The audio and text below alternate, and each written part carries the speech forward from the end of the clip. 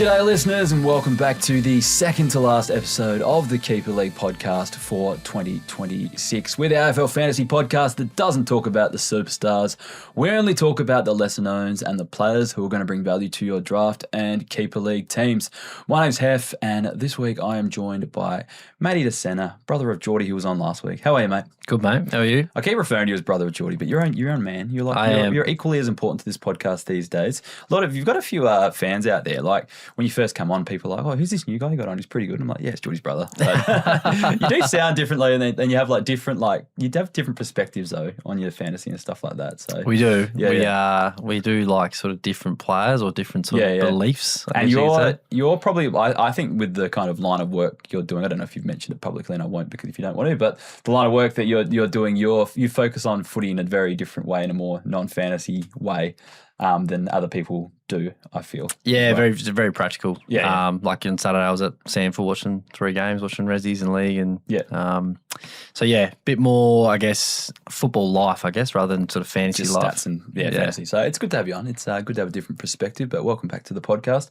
Probably the last time you'll be on for the year. So thanks for helping us out. Yeah, not many games left, is there? Only one next week, and I've already got the final week's guest lined up. It's very much home league themed next week, with Kay's making the grand final in our leagues. Not Kay's on the podcast though.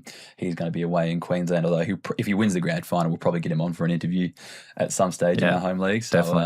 That happened. I'm obviously out of our home league. I would have won last week if Brody Grundy played and scored me a 95, I think it was, but I'm out. And then I outscored all of the the rest of the finalists this week. So I would have been in a grand final if Brody Grundy didn't screw me last week, but it is what it is. It's all luck. Similar story in our league. Bloke had Nasai captain last week, got 11, lost this week. He would have got the second highest score in the history of the league and been into a grand final. So shout out to K. Russ, he'll be listening and he'll be very sad. I do actually, when we're doing shout outs, I do have to shout out my mate Matty, who won the spoon quite convincingly last year in his league, and he's made it through to a grand final this year. He's actually started listening to the Waiver Wire podcast, started listening to the show, reading all the documents, texting me all the different selections and stuff like that each week, loopholes, what do I think and stuff like that. So it's good to see him actually be proactive after kind of giving up last year and then actually make it through the grand final. So see, do the work, mate. Makes a difference. Do the work. Listen to the podcast. What's it? 601 Fireball. That sort of stuff. Anyway, get up early and do the work. Get up early, do the work. Anyway, but yeah. So shout out to him. I logged in to my Keeper app on Friday night just to check how the other teams in our league were going. You know, who's winning, who the good players and stuff like that, and realised I'd actually made the prelim finals in my Shiva league. I thought I lost last week because my team just put up a stinker. I didn't even bother checking it by the end. I ended up winning by 20 points or something last week. And the game had started Friday and I had 2 donuts on the field. Oh, boy. I had Oscar Ryan as a streamer. So my whole team got injured basically in Shiva. So I've just been streaming random utilities and stuff like that each week. So I had Oscar Ryan on the field. I still had Murphy Reid in my midfield, sort of stuff like that. But lucky I did have a couple bench options available to actually replace them. So scoured the waiver wire, brought in Hugh Boxshall and someone else, I can't remember who it was, into my utility slot. And ended up beating the top team in the Shiva prelim. Boxer got 100, didn't he? Yeah, to make the grand final. Both, I think it was Paddy Rechko was the other one I chucked in the utility. Yeah, he was 79.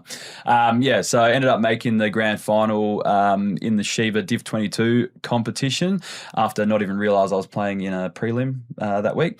So yeah, and I've got Zach Butters he was my first round draft pick, so that's why I'd kind of all but given up, and he may return this week. He's back this week. Wow. So anything could happen in this final, and it's $300 on the line, I think, for the Shiva Grand Final if you take it out. Very handy. So all of a sudden I've started. I've got 4 waiver claims going at the moment. I've started taking it real seriously again. So good story there to finish off the year, and I've got something to look forward to this weekend on Grand Final weekend when I thought all hope was lost. So check your teams, guys. Get up early and do the work. Get up early and do the work. That's probably the moral of the story. Before we get into the round review, I just want to thank Dion Shaw. I did actually thank him at the end of the podcast last week, but I usually do it at the top and I forgot. So thank you, Dion Shaw, for signing up the other week as a gold member. Thanks to everyone who has signed up this season. If you've got anything out of this podcast this season and you're not a member, please consider signing up and giving back. There is a link in the description below. Basically helps me take every Monday off to prepare and record the show, do all the graphics, write the articles, all the stuff that help people out, do the resources, update the website, all that sort of stuff. Also, I guess justifies to my missus I can watch footy most of the weekend without her getting too mad because it's considered as work. So that's okay as well. Plus, if you do sign up now, you get access for the next 12 months. So you get all the bonus resources, the draftee data, the preseason ranks, the Waiver Wire podcast next season, all for the next 12 months. So yeah, if you don't support it, it doesn't survive. So thank you to those people who have signed up to support the show. And if you would like to sign up at the end of the season and get access to all the stuff for the next 12 months, please do so. Link in the description below. Anyways, let's get into the round review. We'll start off with the Fremantle versus Adelaide game. On the Friday night, didn't have a Thursday night football. We had women's football on the Thursday. The men's only started on the Friday, which is a bit different. I took the opportunity to go to see Frenzal Rom at the Gov on Thursday night. Yeah, good. My childhood favourite band. Always good. They're getting pretty old now. Yeah. But it was the 23-year anniversary for the Sansoshi album. Which is funny because they forgot about 20 years. So they did a 23-year tour, which was pretty funny. And I think the drummer's injured himself since Gordy, so they've had to cancel a few shows. Yeah, right. They're pretty loose. Gone pretty hard then. Wild. They're a punk rock band from the 90s and early 2000s, and they're pretty wild. But anyway, went to that on Thursday night instead of watching the footy. So we watched this one Friday. The first player I want to talk about is Jordan Clark, mainly because he's in back to the podcast range for next season. I read an article last week. He was now prioritising kind of defending over attacking these days, and a bit of Freo factor that I think they're one of the lesser scoring teams in the comp, more of the restrictive ones. But, and I think the other one is Carl Warner's really come on. Yeah. He's kind of eating up a lot He's been of better points. than Clark over the last 4 or 5 weeks. Yeah, so I don't know. Do we reckon we'll see a trend of players like this? Because Freo are kind of, if they win the grand final, how everyone kind of copies the grand finalists and the kind of model that they play, start building their list in that direction. We might see a reduction in fantasy scoring like we have seen with the Brayshaws and the Sarong and that sort of stuff? Oh, hope not. More of the top teams? That'd be very boring every week when your best player's averaging 90. Yeah, well, same type of thing with Hayden Young as well, just to tie him in. I don't know, he's been injury, but he's back to the podcast level. He's only averaging 73 for the season. What do you think in the whole scheme of the Freo game plan and fantasy scoring and that sort of stuff? Well, it reminds me a bit of Hawthorn back in the day of you had a lot of very good players. Everyone plays their role. Not saying that Freo are about to go on a three-peat, but it's good footy. It's good team footy. Everyone plays their role. Someone steps up every other week, and that's normally how you win games and be consistent across the season. So, I think Hawthorn now, I think every team's probably trying to build that midfield where you have 4, 5, 6 guys that can go in there and play a role. Yeah. Whether every team can do it or not, I'm not too sure. I mean, if Collingwood end up getting Dacos and Butters and Neil, then maybe they will. But yeah, it's an interesting perspective, but I don't know. Just food for thought, because these guys are going to be the guys that we actually do chat about next season, because in some leagues they might be dropped. You know what I mean? It'd be pretty bold to do it, but it is the case if you've got a pretty strong team, and it makes it hard to keep a guy who's averaging 73 like Hayden Young. Yeah, especially sometimes Young's getting to the stage of it's no longer potential. You sort of keep a young guy thinking, he's averaging 80, 75, his potential should grow. Yeah. And now he's at the age where he's 25, 26. Something like that. We're thinking this is who he is as a player. So it's interesting. You wouldn't have thought these are the kind of guys that would be back to the podcast. But from the Crow side of things, not a lot to talk about. They went that flash. Hugo Hawker had the 77 points. Just good to see him put up a fieldable score after a few quiet weeks. But not much else to talk about from the Crows. Do you reckon Rankin... He's basically full-time mid, really, isn't he? Yeah, I think he loses forward status in the season. Okay. So, too good for the podcast, regardless. Let's move on to the Richmond versus St Kilda game. Quite a good, fun game for fantasy scoring in this game, but we will start with the Richmond side of things. I mentioned that I streamed Paddy Rechko this week, so there's no other real mids to choose from, but I don't know if I'd do it again against the Cats this week. Bit of a negative matchup for wingers. Probably Well, you might have to, given depends how the waivers are going in the Super League. Well, I'm just hoping the other guy doesn't have too many players. Like, he's pretty strong, so he probably doesn't have too many he needs to drop or maybe. So it might go okay. But yeah, there's a few in there. I've just gone after like the big ones from last week, like the Sam Swadlings and stuff like that. Yeah, it looks good because they're playing Friday, I think. So you can kind of get him on early. So we'll talk about him a bit later. But yeah, currently dropping Rechko for him. I didn't actually watch the game super closely. I was doing a bit of DIY work in the backyard. I do have the TV outside though, so I did have it on.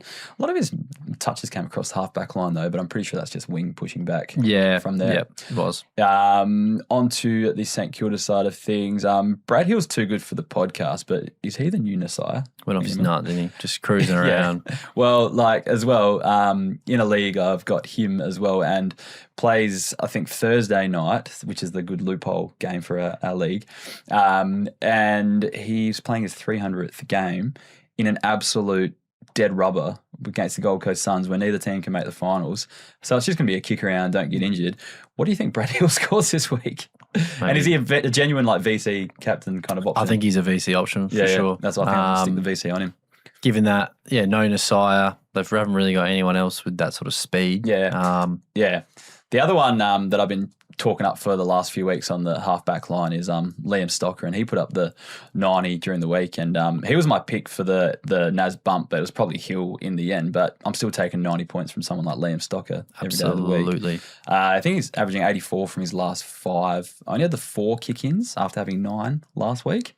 I think he was the leading kick-out taker of the competition last week, but there was only 9 behinds total scored by Richmond, so had 45% of them overall, so that's not too bad. So still taking the bulk share, probably. Yeah, just under. Yeah, at least 50% or around that 45%. Is Jack McRae back? Do you think? Nah, I think he's a bit like reminds me of a lot of Tom Mitchell. Like no matter what, whenever he plays, he normally finds the ball pretty easily. Yeah.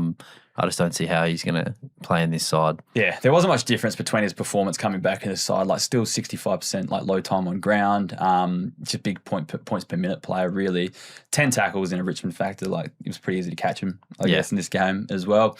Only had the 13 CBAs. Does he remain on their list next season, or is he in danger? I reckon they cut him, to be honest. Yeah, especially if they're trending in the direction of younger players transitioning their list. I think he's probably. But do we get an announcement this week? Jack McRae playing his final game. Do you think? Pick him up then. Yeah, it could be a big farewell game. I'm thinking. Yeah, does he play on elsewhere? I'm thinking. I'm not too sure. I don't know if there's that many play. Like he just doesn't fit the modern game anymore. Like he was good in that kind of slow contested era when there's like you could get around and just get a heap of cheap touches and plus sixes and that sort of stuff to kind of work your way out of it.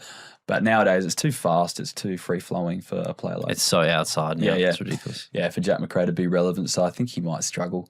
Hear me out on this one. Dan Butler, right, scored 115 points. Not sure if this is recency bias, but Gold Coast Suns are a super easy matchup for small forwards at the moment. Plays the Thursday night, very streamable. I'm thinking about picking him up in a league just to kind of put him on the bench for that Thursday night game and see if I can get a decent score out of him. Yeah, I like goals. Do you reckon that's an option, do you think? That's definitely an option. Yeah, so I don't know. Probably will get 6. I think these are the best scorers, about 55 this season, so it probably will burn me. But I'm going to give it a go because I think he's someone who's really playing for a spot as well. I think so as well. He might be trying for a career-saving game and might play out of his skin this weekend and get a few extra goals through the big sticks. We talked about Hugh Boxshall before, one of my favourite players now. I picked him up a couple weeks ago when my season ended, just to add to the list for the off-season. So I really like the way he goes about it. He's probably on that, like that 5th or 6th mid on their list. Well, I look at the St Kilda midfield though, and it's like I reckon he's kind of similar like a Hugo Garcia in terms of potential. Yeah. Like in terms of like it kind of plays the inside role, but they don't have like apart from Naz, I guess. Then, did you count Flanders as a superstar mid, or do you think he's someone who's going to more settle across half back? Like, I think he's better. But then they got Sinclair. Sinclair's a half back though as well, and he's kind of getting on, isn't he? 30, about 30 now. He was old. Yeah, I think he's like Philippu's meant to be the one. Yeah, or Darcy Wilson. I reckon Hugh Boxshall's got a role to play in that midfield for a few years to come. So he's one I'm picking up for stash, but also again in a dead rubber this week, trying to cement himself. I reckon like next year's going to be like he's kind of the year he cements himself in the side. But we've seen at VFL level, he's been a fantasy scorer right from the get-go.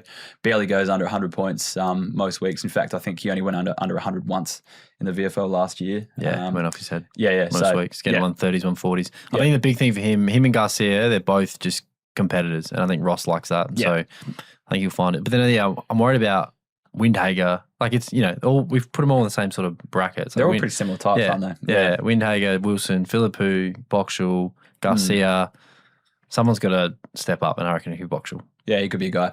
And Mitch Owens probably had his career best game in terms of goals kicked 5, but I think it's just a tip of the cap, don't you? Yeah. A lot of Richmond factor in this one. Let's move on to the North Melbourne versus Geelong game. I was down at the soccer club on Saturday, Arvo. So my local soccer team, who my son plays for, I coach at the seniors, Adelaide Olympic, they needed to win this game to win the league, essentially. So it was 1v2. They were 1 point behind the league leaders. Needed to win the game. Playing at home. So it was, we walked down there so I could have a few beers and stuff like that. It was great.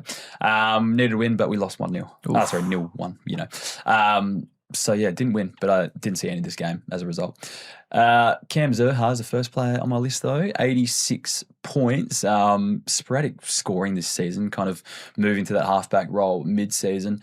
I'm still hoping he's just a player that's like warming to the role, you know what I mean? Like he hasn't quite have found his feet there yet, but I don't know if we can still claim that after, playing 22 games this season and probably at least 10 or 11 of them back in defence.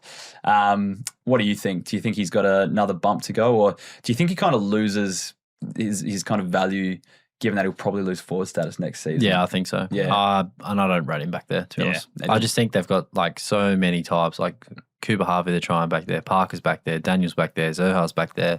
Yeah. Like they've just, I think that's a Colby, McKercher. I think they're just trying around too much. And I think he'll probably his best position's forward. Yeah, I think so as well. Like looking at it, he's averaging 72 from his last 5, 75 from his last 3. But everyone's got better defenders than that these days. You're not keeping a defender. I think the only reason he's relevant is because he had forward status. Yeah, that's it, 100%. On to the Cats. Mark Blitzarves has really picked up in the last few weeks. We talked about this last week, but Mitch Edwards was out of the side and he's gone better this week. And we kind of said that's why he scored well because he's doing more ruck time, that sort of stuff. But he scored better this week. So I don't know what the go is. 17 hitouts helps the score, I guess. A bit more ruck time around the ground. Comes up against Richmond this week, who are pretty easy ruck matchup as well. Could be another stream of a lot. Should go well. I just think maybe against X-Harry, he's not that quick. Yeah. Billy Caps can just get on his bike and. Yeah, that's true. Actually, he kind of outrun him. Well, then Richmond might be another thing against Nankervis this week as well. Might be another favourable matchup there as well. So maybe one to think about. I just feel like Geelong. I know they were down by 40 points or something, and they stormed home. But they're sort of just warming up to the back end of the year. Yeah. And they'll probably do some damage in September. Annoyingly. Yeah. Shane Mullen had 81 points, just tagging his way to a good score. I'm not sure who was on in this game, I guess. I obviously didn't see the game as well, but I assume Sheasel until he broke his eye, basically. Yes, that's true. Yeah. So maybe just got off the chain a little bit after that as well. Probably makes a bit of sense. Had the 7 tackles with 34 CBAs. 34 CBAs. Went to everyone in there. So maybe went to LDU after that. Yeah, because LDU had a really low game and he was a monster the week before. Yeah, right. So that probably makes sense. Probably goes to Taranto this week, you'd think. I'd say so, especially with Sam Cumming not playing. So. Yeah, your boy.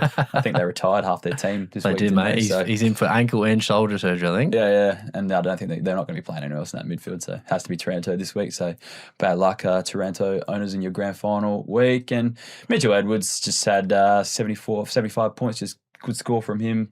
Richmond next week. Do you think Toby Conway's still a thing? Or hasn't played all year, has he, Conway? No. I think he's been injured most of it. They have say that they put out something they're preparing him for next season.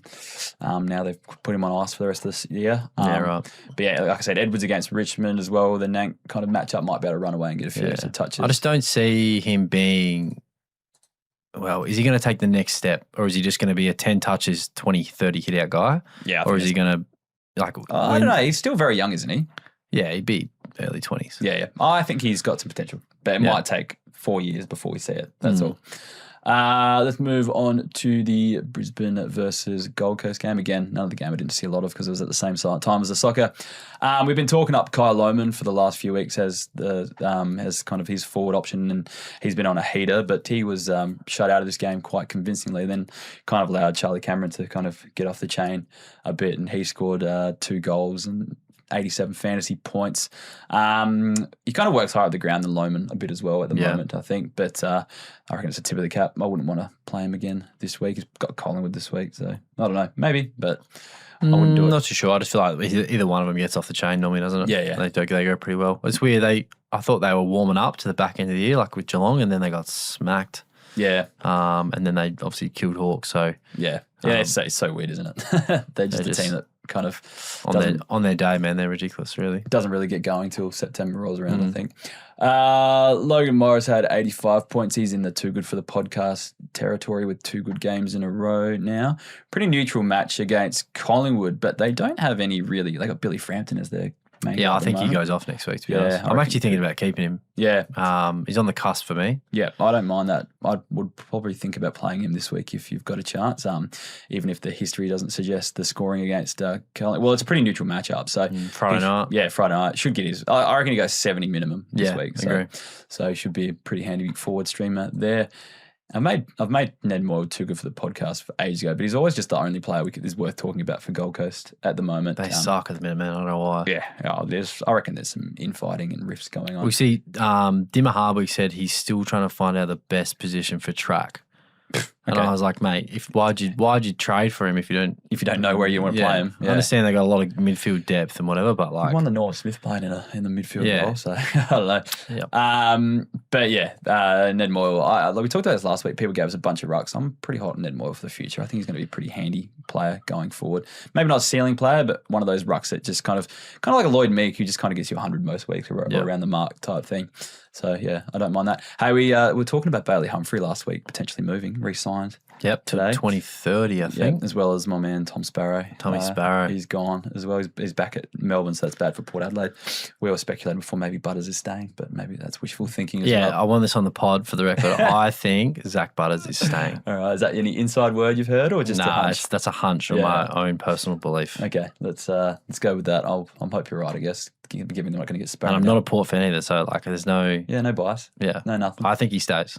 All right. Well, you are a Hawthorn man, and Hawthorn did play next in this game, but I've got absolutely no players worth talking about from the Hawks that aren't too good for the podcast. They're kind of just a low-scoring team overall, but they all kind of it's a low-ceiling, high-floor team. Yeah. Does that make sense? Yep. Yeah. So not a lot to talk about, but we can talk about some Collingwood players.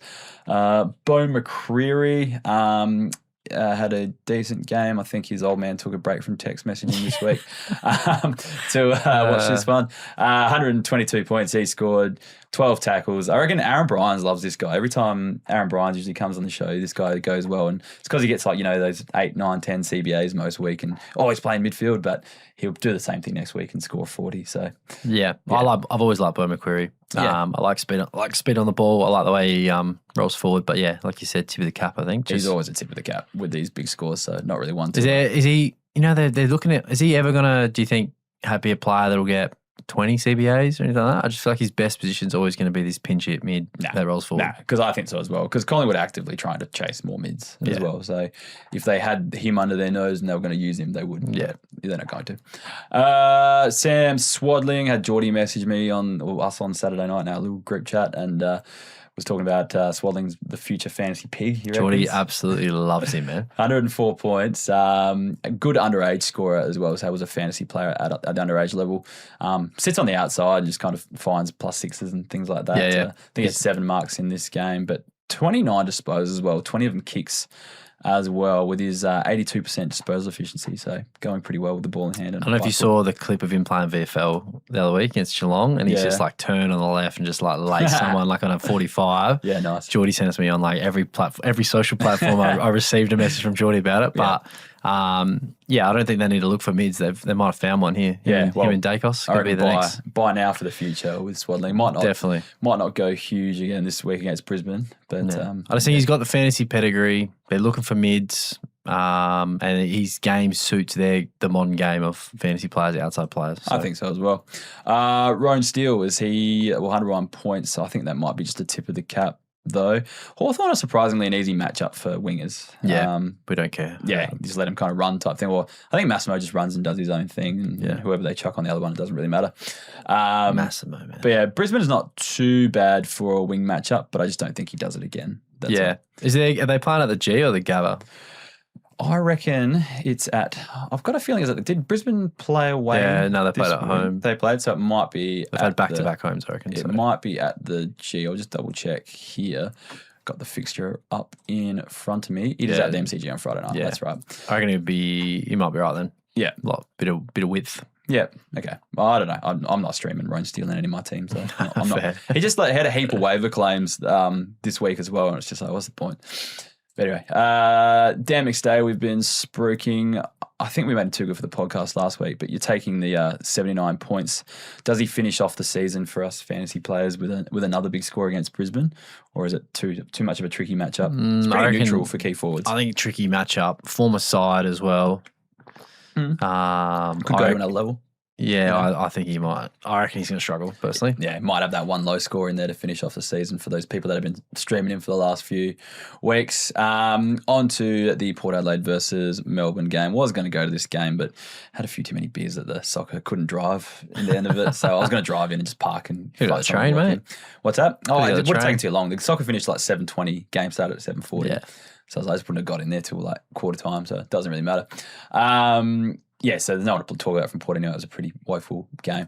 Nice to see my boy Joey Richards back as well. If I would have had last week, would have helped me get through to that final round, but came back this week and then played I think he was the most used midfielder for Port in the CBA, so that's annoying. But yeah, makes you feel even better inside, doesn't it? Correct. Nothing to talk about for Port. We'll talk about Cade Chandler in a milestone game. What was it, 50, 100? I don't even know, 100? I feel like it was 50. 50 games, yeah. Playing it home in Adelaide as well. So there was a doco on him or something before game, wasn't there? Not sure. He's from, I think, over Ceduna way. My mate used to teach him. I did my teaching prac in Ceduna, which is like, for those who aren't from South Australia or have any idea what it is, it's like 8.5 hours drive west from here, pretty much like the start of the Nullarbor pretty close type thing. Yeah, so I think I heard this the other day. He's actually, I said from another guy who used to work over there who lives back here now. Him and Jay Polkinghorne were neighbours, but they lived like something like 60 kilometres apart or something because their like family properties were just so huge. Yeah, wow. And they were like the nearest neighbour, nearest house or something to each other. But they were just so far apart from where their house was. 60 kilometres might be a stretch, but it was fucking a long way. Thing. Right. And now they both play AFL. Yeah, both play AFL. So if you want to play AFL, kids, move to Ceduna. Ceduna, Penong out there. There's kind of random towns out there. Cactus, I think that's another one. Yeah. Anyway, Cade Chandler, 190 points. One of my boys, I was talking about at the start of the season. You're going to take a 70 average from a player like him, I think. Always. Yeah, happy with that. Up and down, but he does pop up good scores from there. Jacob Van Rooyen had the 86 points. I think he's going to get rubbed out for the Alia. He will, I think. They're talking 3 weeks. Do they finish top 4? There's a chance he won't miss the grand final if they do make it, but he might be out for most of their finals. I think Hawks play Eagles and Brisbane play Collingwood. So if they both win, I think top 4's done. Yeah, okay. So they need Melbourne on the same amount of points, I reckon, but they've got less percentage. So he probably misses the first 2 finals then. Yeah. In that case. Yeah, I reckon. It's a bit unfortunate for him. But that means, because the Western Bulldogs matchup is generally pretty easy at the moment for key forwards. Now, who's the bald guy that rubs his head? Petty? Yep. Yeah, gets his head rubbed and rubs his own head from time to time. I think he might be a streaming option this week against the Dogs. He's been in some pretty good form, Petty, as well. Yeah, he's been going around. They moved their ball movement so much better than it was like the previous years. But then he just looks like he's clunking, like in packs and in marks and on the lead and stuff like that as well. So maybe Petty is a streaming option this week. Have a think about that one. Have a look at the matchup. And then Bailey Laurie had the 82 points. He had a good game, kicked 2 goals. Not a great role for fantasy on that half forward line, but I think it's probably tip of the cap. But I think so. Playing Port. Yeah. Worth mentioning. Western Bulldogs this week. Could do it again, but maybe not.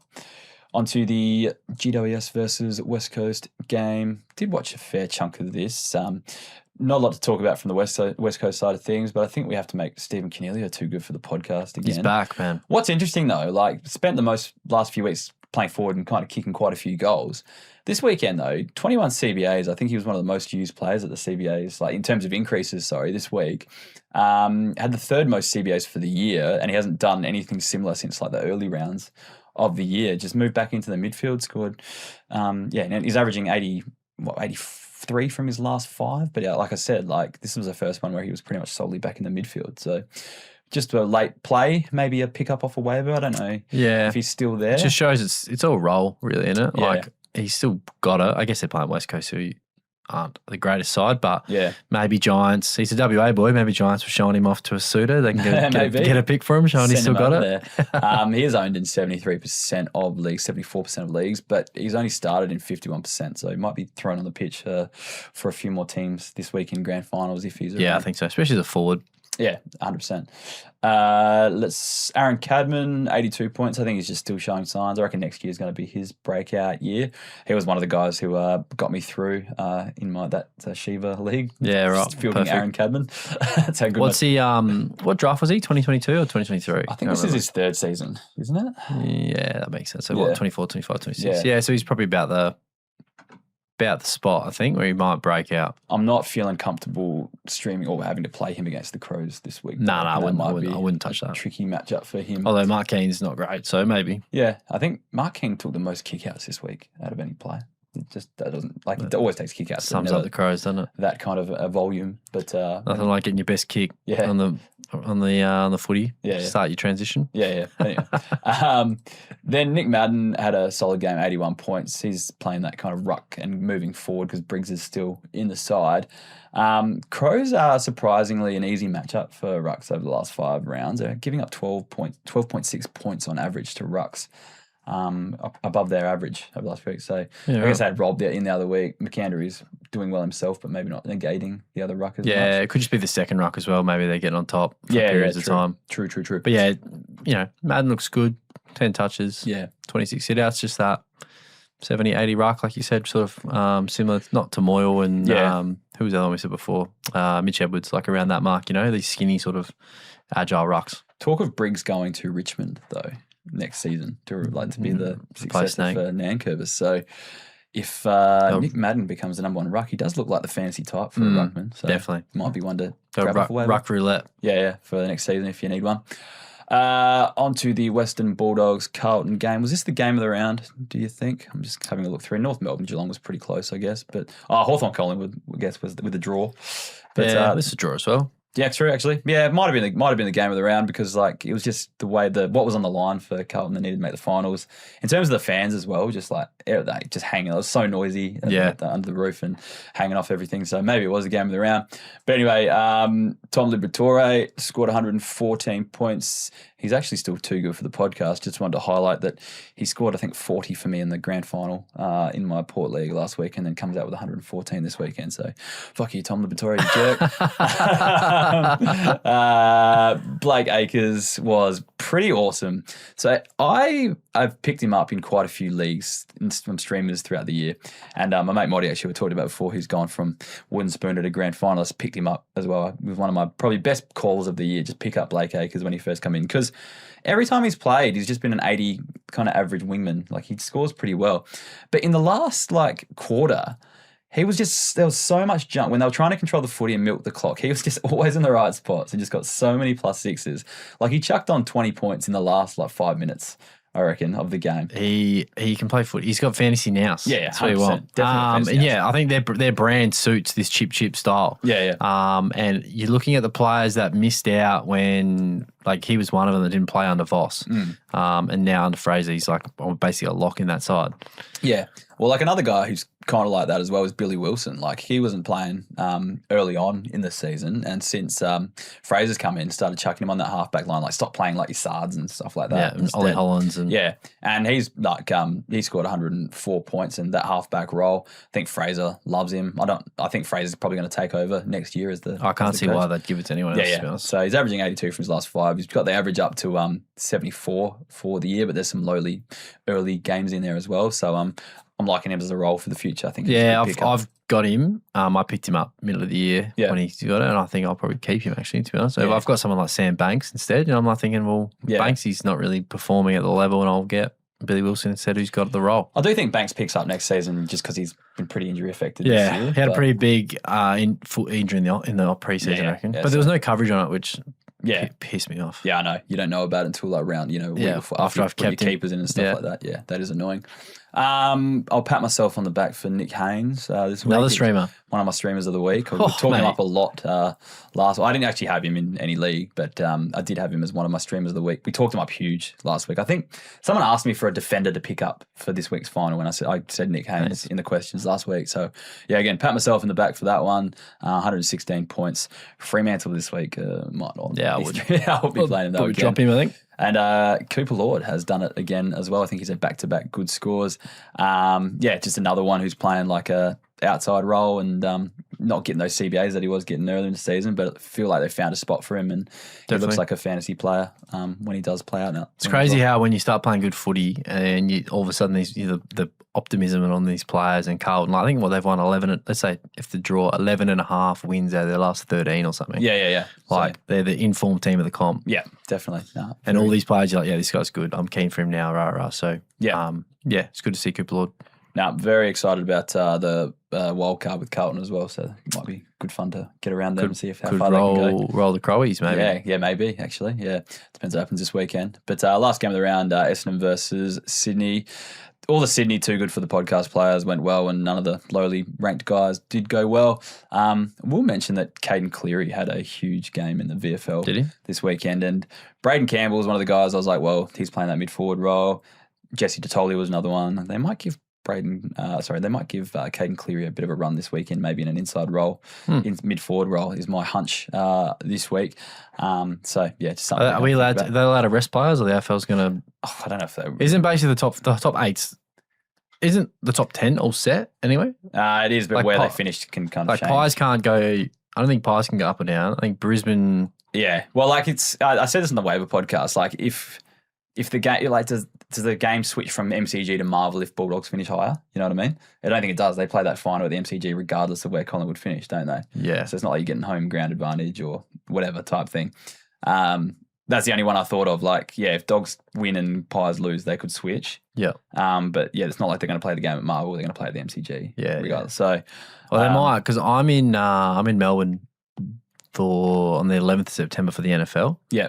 And that's on a Friday morning at 10 o'clock. Yeah, so I wonder what the turnaround's going to be to get the MCG ready. If they're playing NFL Friday morning. Yeah, surely they'll schedule any kind of Sydney Freo game or if they're there. Is that the prelim weekend? I reckon, Sorry, what weekend is that? Is that qualifying weekend? I think it's the first weekend of the finals maybe because the wild card's going to be next week. Nah, surely they put a Sydney or a Freo on that Friday night and then play Saturday. Would have thought.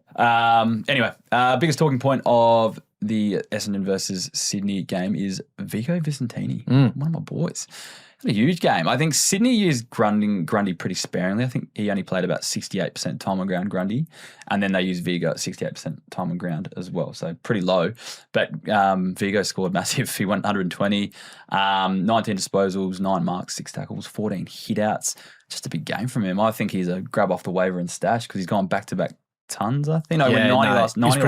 I think he's like 96 or 99. It was pretty up there. It still seems crazy that they went with Blackson at the start of the year when Vigo was fit and they just didn't run him, and now it looks like they're going with him and Brian, and they're the two rucks. It's crazy how you might just get something in your head about, and then maybe because the expectations are gone, shackles are off, Solomon's like, all right, we'll just play, but see maybe it's just a Brad Scott stupidity as well, like not playing him. But Vigo's looking good, a lot better than Dante actually plays against. It's a Vicentini off this weekend. Mate, they both had massive bumps and tackles as well. Yeah. So maybe they'll go bigger next week, just tackling each other.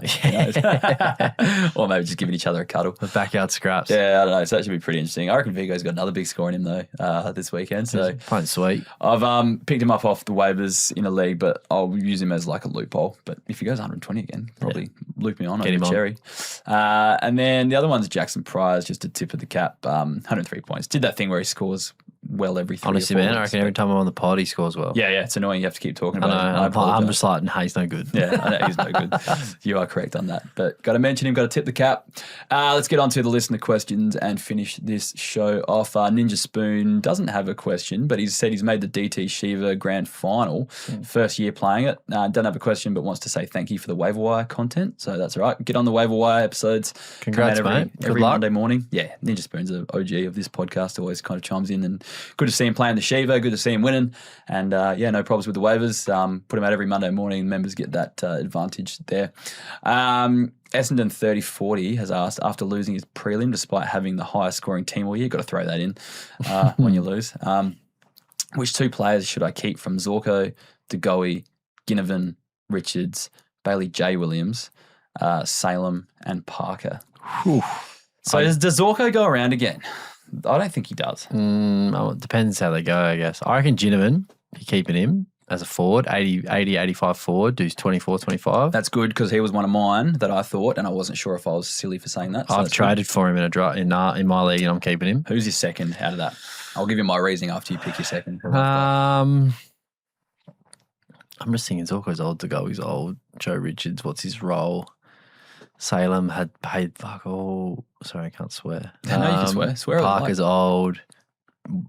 BJ Williams for West Coast was very good this year. But he's not going to have forward status next season. Yeah. So that loses his appeal. Then I'm probably going Ginnivan and Zorko if Zorko's playing, and then if it's not, I might go Richards maybe. Yeah, I've gone Ginnivan and Richards. But yeah, probably it depends if Zorko's playing and where your team's at and how many you keep, all that sort of stuff. Like if you're contending, you could probably keep Zorko, but Zorko's not going to play that many games. Like I think he'll be used very sparingly next season if he goes around.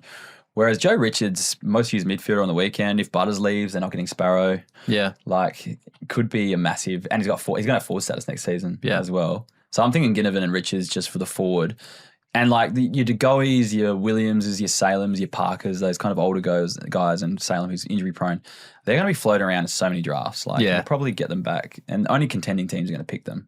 So if you're one of the contending teams, they'll be there. Pick them back up. Yeah, I'm with you. So Richards and Ginnivan for me would be the 2 that I keep. Magic Carp asks, Grand Final Eve, who is the least known player we think will score well in Keeper League finals? I'm thinking deep. Oliver Henry types. Shannon Neal would be too obvious, for example, he thinks. I did have a good one, actually. It was, I did have a think about this. Maybe a Chol. I'm thinking this weekend. Plays West Coast, I believe. Sunday Arvo, I think, as well. Oh, it's not a streamable one, so maybe you'd have to put him on. I think it's Sunday. I think it's a Sunday. You're right. I think it's the last game of the round. Yeah. So it's not a loopholeable one, but it's a ride home. But yeah, it's a ride home because it plays West Coast, who are, I think, a ridiculously easy matchup for key forwards. Yeah. He's got history against them. I reckon he's got a big score against them recently as well. He's got 114, I think, either in one of these last 3 games against them. He's shown he's scored 98 points this season. He's averaging 73 from his last 3. So I'd probably go maybe a Chol. The other one I'd probably go is my Dan Butler call, maybe for the Thursday, in a dead rubber, playing for his career, I reckon. Maybe just roll the dice with that one. That's tough, eh? Yeah. Because how deep, real deep, I'm assuming we're talking. Yeah. I've gone, like guys that are like, he mentioned. Guys that are averaging 40, they're going to get 100. Yeah. He mentioned Oliver Henry, who's I think 20% owned. So I just looked at guys who were under 20% owned. Yeah. And they were the type of guys I was. What's Dan Butler? 2%? 1%, I reckon. Yeah, well. Yeah, maybe 2 if you round up. Yeah, go Chol or Butler if you want the earlier one, I reckon. Zio Conk wants to know, would you stream Dangerfield this weekend? Who are they playing? They got an easy mate, Richmond. They're on that. Yeah, I just think they will rest him. Yeah, probably. They'll manage him. I'm worried about those older guys, especially with Geelong. Yeah, and even because they can't rest players, they might just load time on ground. Yeah. They could still rest him though, man. Geelong do it all the time. What's the AFL actually going to do? They could name him and then make him a laid out and go, oh, he's a bit sore in the warm up. Yeah, true. What are they going to do? Yeah. So maybe I wouldn't. Johnny B. Good is going grand final bound. He's going Dawson or Goulden captain next week. Absolutely love the page and the podcast. Dawson versus, who are they playing again? I've got them up here. I'll just have a quick look. They're playing the Giants. And then Sydney, I didn't write it down who they're playing, but I've got the fixture up here actually, so we can check that one out. North. Playing North. Whew. Do they send Finn O'Sullivan to... Wait, did Finn O'Sullivan get injured? I can't remember. He did have a cross next to his name for a bit there, but I think he came back on. I think he's all right. I think Sheasel was only big. Do you think Sheasel gets up? I don't know. His cheek looked pretty bad. I don't know why you'd play him in a dead rubber. Like, there's no point. Fantasy. Yeah, fantasy. True. He wants the medal. The Michael Barlow medal. I would probably go Goulden, Goulden definitely got the ceiling. Dawson's probably the guy who'll just go 110. I would go No Goulden worries. because I don't think that he gets tagged. I think you'd rather tag a Heaney that's or true. a Warner. That's true. Over Errol. That's true. Yeah, Errol Goulden can just kind of sit out on the wing if he does. They do put attention to him anyway and kind of get away from it anyway. What do I have though? I've got Dawson projected as the second highest player and Errol Goulden.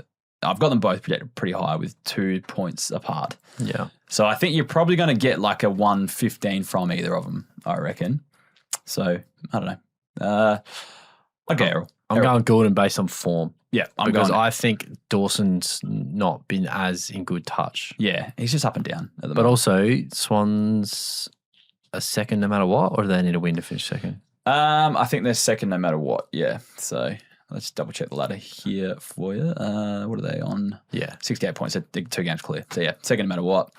So I reckon they'll manage players, but they'll go full tilt because they got a week off. So they're probably thinking, yeah. Plus Goulden hasn't played a lot this season, so they'll keep him. I think he going. needs. Yeah, I think Errol's going to have 138. Yeah.